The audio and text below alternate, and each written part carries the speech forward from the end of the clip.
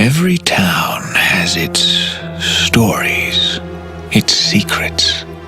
What possible harm could come from sharing them? This is small town horror.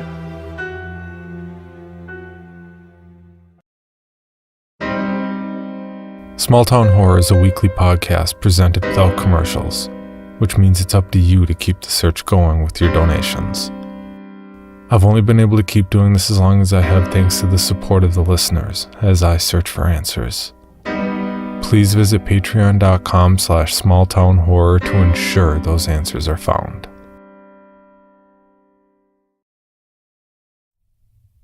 It's a long drive.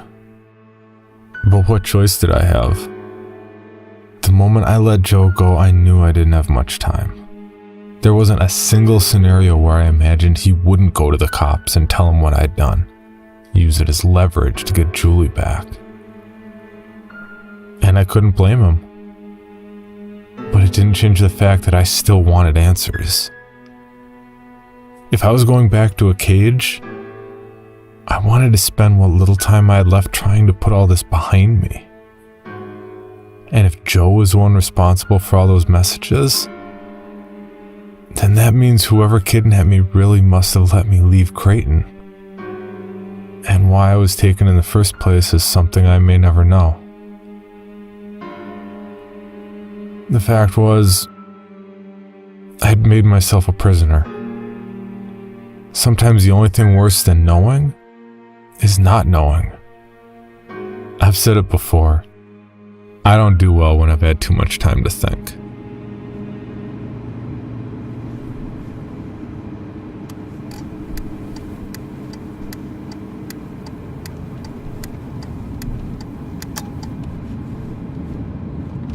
I missed the turn the first time I drove past it.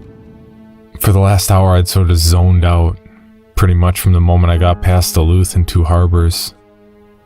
I didn't even realize it until I looked to my right and saw the huge white letters of the Taconite Harbor Energy Center painted across the processing plant. I turned around and again almost missed the turn down to what remains of Taconite Harbor, the town that used to be. I've told the story about Taconite Harbor before, but the gist of it is that it's a town that, used to be. There's nothing left of it anymore with the exception of some broken concrete and a streetlight. This is the place where Anna found her brother Tom. This was the place he was drawn to for whatever reasons. This was the place he whispered to me as we struggled on the ground. It's okay. Why don't you sit back down? No. How can you not know? Do you know where it was, Tom? Tom, I need you to try and calm down. Calm down. He doesn't know where it is. How can you not know? No. Nurse. How can you not know? No. Tell me. Ryan, how can you not know? Abandoned. Streetlight. Only Tom knows why he chose to tell me that way. Maybe he was afraid someone would hear what he had to say and that being vague would help. Maybe he still wasn't sure if he could trust me and it was a test. Either way, it brought me back to Minnesota. I wasn't sure what I was even looking for, but for the first time since all this started, I felt like I actually had a direction to go to. That was good enough for me. As you drive down the side streets towards what remains of Taconite Harbor, there's a turnoff on the right-hand side. It's not directly connected to the road, so there's some loose gravel before pavement that doesn't quite match. I assume it's a remnant of Taconite Harbor, the town. The streetlight's easy to see. It stands out from the trees just a few feet from the concrete.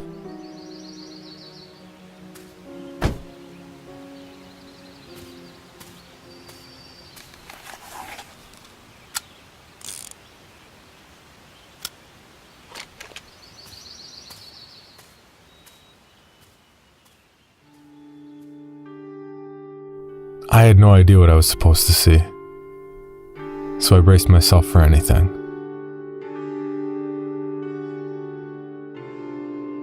I couldn't help thinking that maybe I was gonna find a door in the ground. Some kind of cellar hatch that would, I don't know, maybe have some confused Irishman staring up at me. But I looked at and around that streetlight for 10 minutes, and nothing. I paced back and forth between it and the car, and nothing. I even walked further back into the woods, and all I got was a couple of ticks trying to hitch a ride on my shirt for the trouble. There are no words for the level of disappointment I felt at that moment.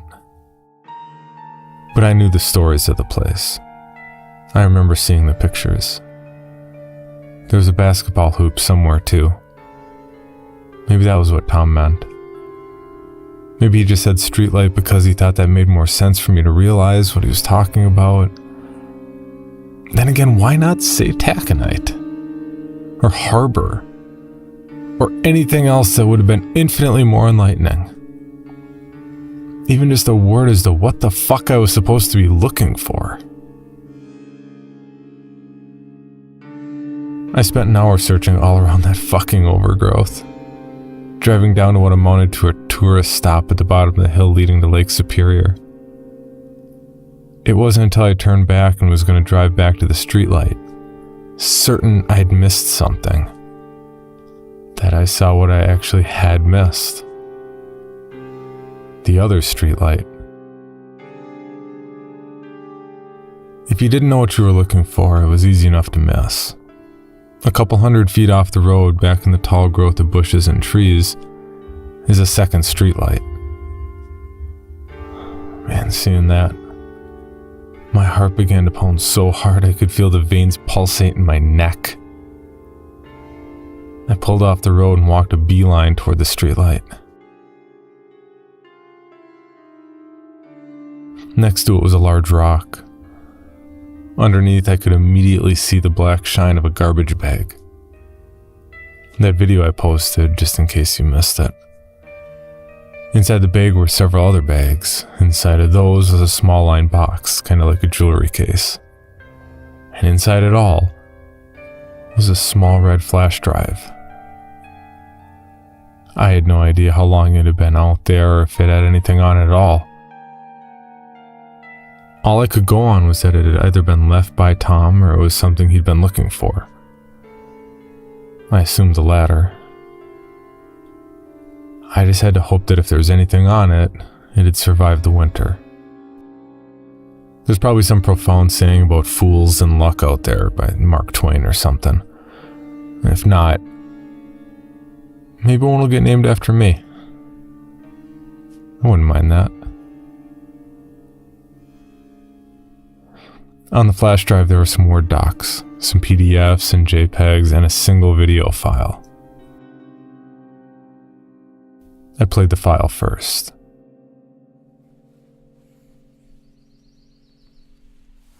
Hey, Tom. How you been? Look, before I get into all of this, I want to be clear about something. We're even now. I mean, the slate is clean because... Fuck. Man, what did you get yourself in the middle of? I'm doing it this way so you can see what I'm talking about because, honestly, I'm not going to talk about this again. And if you're my friend, I mean really my friend, you'll believe this after you listen to it. Look, I get that this is my own fucking fault for digging, but... Okay, here's what I got. Northwoods Reclamation. I get why you were weirded out by the place. I mean, they've just about zero online presence outside of that posting you found. Look, I did the usual diggings. Sometimes stuff like this means it's some shady under-the-table operation that, decided to try and hide what they were doing after they got called out enough, but look, this isn't that. This place is as close to a ghost as a company can get without spooks getting involved. Look, but this isn't that. It's not some cover or any stupid spy stuff like that if you were, letting your mind wander, like I know you do. No, this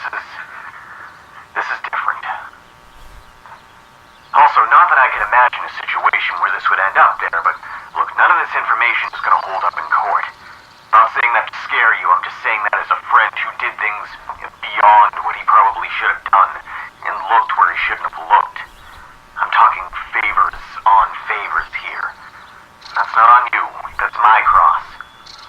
I got carried away with digging into it, thinking there was, maybe something I could send to my old cop buddies, but honestly, I don't want anything to do with this. And you shouldn't either. But since I know that'll just tease you if I stop right there, you need to know what's in play here so you can get the fuck away from it.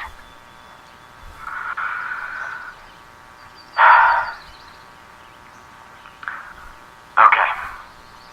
Look, here you have just about the only trace that Northwoods Reclamation exists as an actual company. There are a few instances out there of them being a business entity, but it seems to have something to do with some land titles in northern Minnesota. The fuck are you doing in Minnesota anyway? Well, there was a 1099 filed 4 years ago from a contractor who claimed to have done some work for them. The problem is I can't find any proof that money actually changed hands. It looks as much like it was tax fraud for some damn reason, like someone was listing companies and income that didn't exist. I have no idea why, and frankly, I don't really care. Most people wouldn't care either, except the fact that now you, Tom, applying for a job that has no visible revenue stream. Hold on. Alright, sorry. I got a little jumpy there. I'm telling you, man, I don't like this, okay? You know I'm not the guy to get nervous about stuff, but this is just... Whatever's going on up there isn't something you want anything to do with. I don't care how bored or desperate you're feeling. I'm giving you this intel as a friend, and that's all. If I was a lawyer, I'd be advising you to get rid of it. It's all just dirty. Alright, well, this is the part that's my fault. If I didn't take the extra effort. So there's this one property out there deep in the North Woods, just way off the grid, if you know what I mean. It's property owned by a place with investors from a place kind of thing. Way down, buried about, I don't know, under a yard of paperwork is the name Northwoods Reclamation. So the thing I can't figure out is why they're trying so hard to hide the name of a place that doesn't even seem to exist. I mean, look, you'd think if you got a dummy corp, you'd use that up front as the fall guy, right? I mean, why hide it but not really hide it? Why have it on just a few bits of land? Sorry, I'm stalling and babbling. So, there's this bit of land, okay? And for all intents and purposes, there's nothing there. Google map it if you want. There's the coordinates if you really want to see it for yourself. But it looks like nothing but trees. Maybe it is, but whatever's under those trees is just about the worst horror story you're ever gonna hear. I wish to God I didn't know the details, so I'll spare you as a friend. This place, it was a real-life haunted house, or quite a few houses from the reports. And those reports, they exist. They're out there. But no, not. It's like the bigger the news, the less anything happens. How many times does that happen every day anyway? But this stuff, man, it's... there were 5 cabins, arranged in, I don't know, a sort of a circle, I guess, all the doors facing inward. Now, back in the mid-'80s, what happened inside those cabins was like something out of the 100 Days of Sodom. It wasn't for 100 days. It went on for years. It was one of the single biggest busts of a human trafficking ring in history. The web that untangled from that place was just so extensive that I don't think anyone could have followed all the threads. But the reports, they don't even scratch the surface. There were buy-offs, non-disclosure contracts signed, rumors that entire towns worth of people were bought off under threat of death. Or worse. If you really want to find out about it, I'm sure you can find it, but that's as deep as I want to relive it. The gist of what matters to you is that Northwoods Reclamation was there back then, and they still own it now. No evidence of anyone associated with the company ever being sued or named in a lawsuit. The land remained in their name through it all. there's something else too. Something different. Something that looks like it was a mine or something at some point. Now, there's nothing going on out there anymore from what I can tell, but that has the name Northwoods Reclamation on the property too. I guess there's spook stories about that place too. It claims it rains ash or some bullshit, but it's connected somehow. Anyway, that's what I got. Whatever this Northwoods Reclamation is, it's bad. It's involved in some horrible shit. You don't want anything to do with it. Forget you heard of it. Just forget everything. Come up with a reason not to take the job, assuming they get back to you. Look, even if your post is on the up and up, do you really want to get yourself involved in a place that... I don't know, man. Just be safe. Take care of yourself. And please delete this. It'll be easier to forget.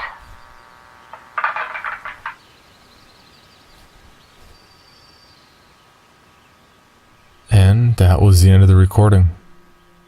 I have no idea who the man was or how he knew Tom, but he definitely knew things. And I have to assume Tom knew them too. Everything that Tom couldn't tell me, or maybe things he couldn't remember. I think Tom stumbled on whatever was going on with Northwoods Reclamation. I don't know if he was going back to Taconite Harbor because he thought something was going on there, or because that's where he stashed the information and was trying to remember where he left it. Or if he knew exactly what was on it and he was just trying to hide the information from whoever. Or if it really was like he said, and he was just trying to find his way back to a place he understood. It really doesn't matter, I guess. All that matters is that I have the information now. And part of that documents a file that was saved around the time Tom first disappeared. It might have been the last thing he worked on before he was taken. Either someone found out about what he was researching, or he decided to go deeper on his own accord. I don't even know what he remembers. But here's the thing. That document was a map, crudely made on some computer software, but it looks like a tunnel system. And it had map coordinates. Want to guess where they were for? Once more into the woods, dear friends. Rolling back into Creighton, I feel like an escaped prisoner. I stopped just long enough to go to the bathroom and grab a couple extra bottles of water and a spare flashlight.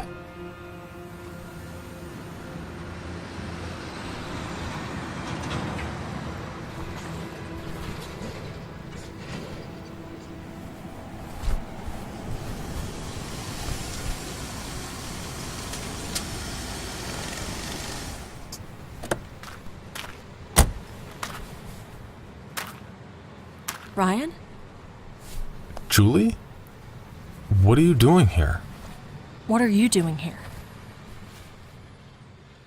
Nothing can ever be easy, can it?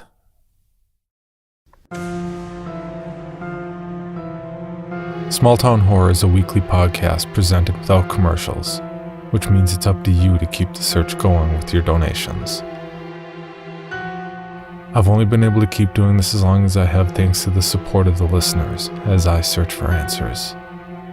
Please visit patreon.com/smalltownhorror to ensure those answers are found.